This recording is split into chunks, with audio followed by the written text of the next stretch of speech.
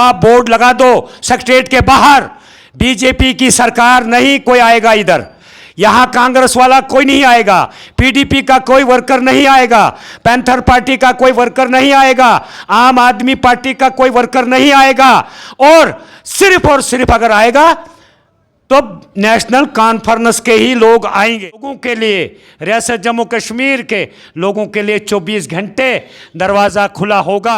Partner के साथ इस तरह से बात कर रहा है, बीजेपी वालों के साथ कैसी बात करेगा, पीडीपी वालों के साथ कैसी बात करेगा, कांग्रेस वो पैंथर के साथ कैसी बात करेगा, आम आदमी के पार्टी के लोगों के साथ कैसी बात करेगा। मिस्टर साहब, ये बाहर है तो लूट जाएंगे फिर से।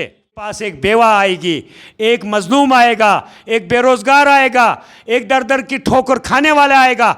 या तो आप अस्सलाम वालेकुम नाज़रीन, आप देख रहे हैं द यूनाइटेड न्यूज़ 24x7 और मैं हूं सजात चौपान। चलिए इस समय हमारे साथ मौजूद हैं बशीर अहमद नाइक, डीडीसी काउंसलर हैं। इनसे जानने की कोशिश करेंगे कि पिछले 2 महीनों में जो सरकार जम्मू कश्मीर में बनी है, किस तरीके के काम जो है वो कर रही है, इन्हीं से जानने की कोशिश करेंगे। जी बशीर साहब, आपका बहुत बहुत वेलकम द यूनाइटेड न्यूज़ में। सजाद साहब, शुक्रिया, आपने मुझे अपनी बात रखने का टाइम दिया। जिस तरीके से उमर की सरकार क्या कुछ लग रहा है, जिस तरीके से काम कर रही है, उसके हवाले से क्या कुछ कहेंगे? देखिए, सबसे पहले तो मैं रियासत जम्मू कश्मीर के अवाम को मुबारकबाद पेश करता हूँ, जिन्होंने एक जोश जज्बे के साथ रियासत जम्मू कश्मीर में 10 साल के बाद बहुमत में नेशनल कॉन्फ्रेंस को वोट और सपोर्ट करके रियासत की बागडोर दी।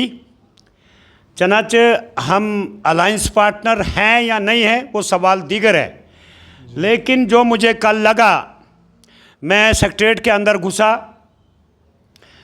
सबसे पहले तो मैं आपकी चैनल की वसादत से PMGSY बानिहाल सब डिवीज़न को मुबारकबाद पेश करता हूं।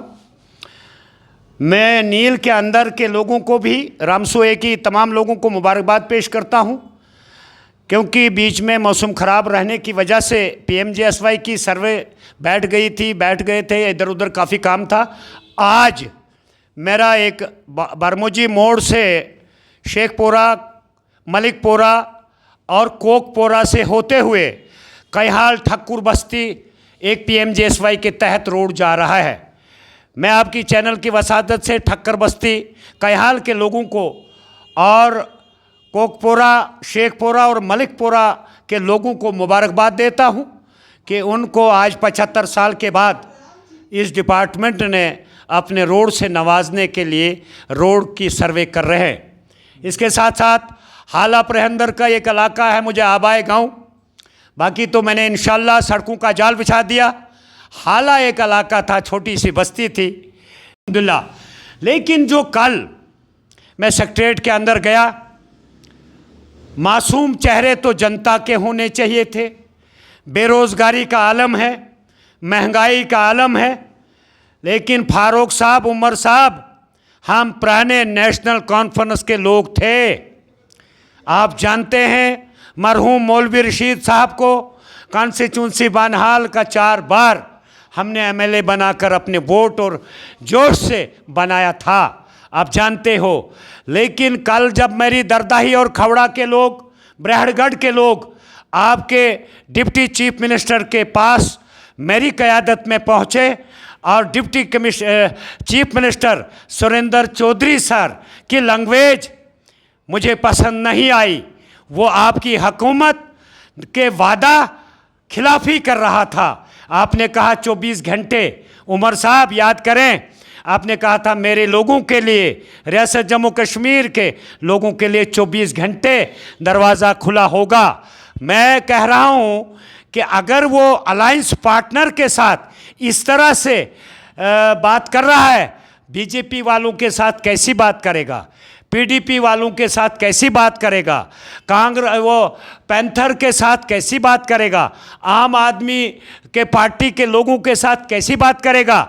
लेकिन मुझे वहाँ लगा कि आपके जम्मू कश्मीर के महान 2 एक मेरे साथी थे, DC रिटायर्ड मोहम्मद इकबाल मलिक धराल से, जो बीजेपी के आज सेक्रेटरी हैं और DC कमिश्नर सेक्रेटरी रिटायर हुए हैं, और वो डीडीसी हैं इस वक्त, वो भी उनकी मौजूदगी वहाँ थी। मोहम्मद रफ़ीक शाह जो बीजेपी से ताल्लुक़ है दोनों का, वो भी वहाँ बैठे थे, लेकिन वो भी नाराज़ हो गए कि सुरेंद्र चौधरी साहब की लैंग्वेज ठीक नहीं है, क्योंकि एक डीडीसी मेंबर वो भी वोट हासिल करके यहाँ पहुँचा है। आप उसके साथ ऐसी बात कर रहे हो तो इलाके के लोगों के साथ, बिछड़े हुए लोगों के साथ और गरीब लोगों के साथ आपकी लैंग्वेज क्या होगी वो मैंने देख लिया कल। लेकिन मेरी गुजारिश है चीफ मिनिस्टर साहब, ये बहारें तो लूट जाएंगे फिर से, ये आपके लिए बहुत काफ़ी है। इंजीनियर रशीद और सईद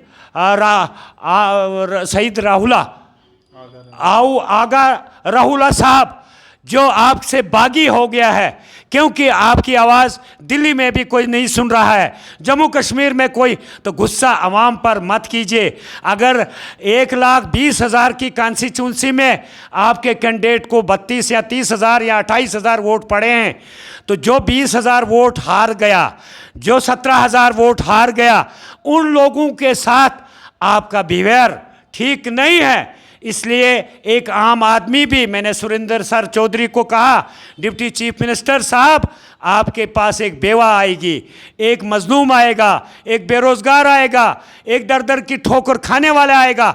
या तो आप बोर्ड लगा दो सेक्रेटेरिएट के बाहर, बीजेपी की सरकार नहीं कोई आएगा इधर, यहाँ कांग्रेस वाला कोई नहीं आएगा, पीडीपी का कोई वर्कर नहीं आएगा, पैंथर पार्टी का कोई वर्कर नहीं आएगा, आम आदमी पार्टी का कोई वर्कर नहीं आएगा, और सिर्फ अगर आएगा तो नेशनल कॉन्फ्रेंस के ही लोग आएंगे। लिहाजा ये मैं आपको गुजारिश करूंगा रियासत जम्मू कश्मीर के अवाम को, जिन्होंने एक बेहतरीन नारे से नवाजा था मेरी बानहाल के लोगों ने। कहीं अब तो काम कर रही है ना सरकार को, कुछ ही महीने हुए और कहीं ना कहीं उमर ने भी कहा कि बेहतर हम काम कर रहे हैं और आने वाले मार्च के बाद जो है कहीं ना कहीं 200 यूनिट जो है वो बिजली फ्री दी जाएगी। जब मरकज़ देगा, जब एलजी उसको ओके करेगा। फिलहाल तो मेरा चीफ मिनिस्टर लोगों को तंग कर रहा है मीटरिंग के लिए, जबकि जम्मू कश्मीर के उनके मुबारक हाथों से तमाम प्रोजेक्ट दिल्ली, बिहार, राजस्थान, गुजरात, महाराष्ट्र, हाँ अदर रियासतों में है। सोना यहाँ का है, बिकता दिल्ली में है। ये चीज़ ना कहिए। आपने 12 सिलेंडर भी कहा है, आपने 10 किलो फी का राशन भी कहा है, आपने 1 लाख बेरोज़गारों को रोज़गार देने का भी वादा किया है। आपने कितने सारे वादे किए हैं। आपने पेंशनरों को कहा है कि 1000 भीख थोड़ी दे रहा है मोदी, हम 5,000 देंगे, वो भी हम देख लेंगे, और 6,000 बेरोज़गार बच्चों को देंगे। ये चीज़ें जब नरेंद्र भाई मोदी के हाथों से निकलेगा, फिर पहुंचेगा एलजी मनोज सिन्हा के पास, फिर वहाँ से निकलेगा हमारा कागज़ आर्डर, वो जाएगा चीफ सेक्रेटरी के पास। तो क्योंकि आप जानते हैं यूटी में कोई पावर होता नहीं है, लेकिन आप लोगों के साथ प्यार वाली भाषा करें, क्योंकि 10 साल आप और हम, रियासत जम्मू कश्मीर रो रहा था। आप एक डीडीसी के साथ आपका अगर एमएलए कोई मिनिस्टर बदतमीज़ी से पेश आता है, क्या लोगों के साथ, क्या मेरे दरदाई खवड़ा और ब्राहड़गढ़ के लोगों को पिछले 75 सालों से रोड नहीं है, चक्का सरबगनी रोड नहीं है, गगरनाग रोड नहीं है, अच्छा आपका पोगल प्रस्थान चुनथान सड़क नहीं है, शर्वीदार की सड़क ठीक नहीं है।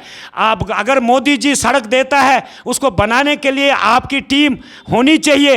लिहाजा ये बातें, ये पलाव हमको ना दिखाइए। और दूसरी बात, आप मीटरिंग की बात क्यों करते हो? वही अमित शाह भी करता है, वही हमारे नरेंद्र भाई मोदी करता है। आप पानी की फ्री बात कर रहे थे, मेरी कॉन्स्टिट्यूंसी में 70 करोड़ का जल शक्ति का प्रोग्राम है, अगर वो जल और नल, तो क्या वो आप फ्री दोगे?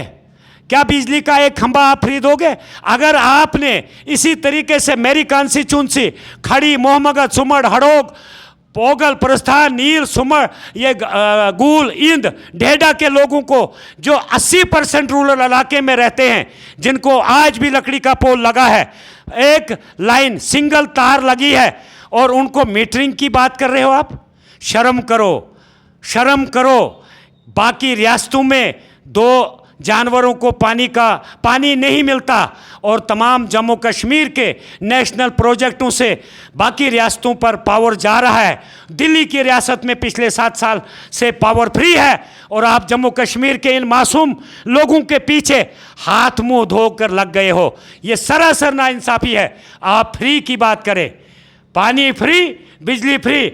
आप डिस्ट्रिक्ट लेवल पर अगर आपको Manoj Sinha sir, chief minister sir, prime minister sir मानते हैं, अमित शाह सर मानते हैं, तो आप डिस्ट्रिक्ट लेवल पर हमें रोजगार देने का मौका फराहम करें। कहीं ना कहीं अब सर की बात कर रहे हो, पहले मनोज सर, पहले सर नहीं बोलते थे जब क्यों? बहुत इंट्रो किन को सर?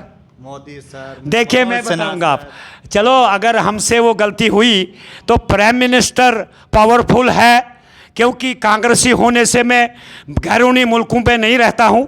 मैं इस मुल्क का शेर हूँ, इस धरती में पैदा हुआ हूँ, इस धरती में मरूंगा।